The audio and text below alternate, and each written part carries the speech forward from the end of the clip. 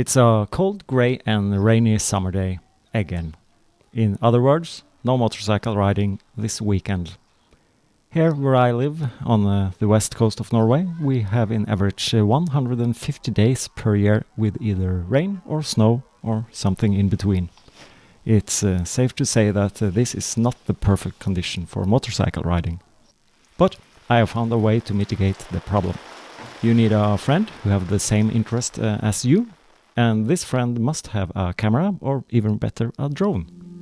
And when finally a warm sunny summer day happens, you go hunting for memories, like we did last weekend.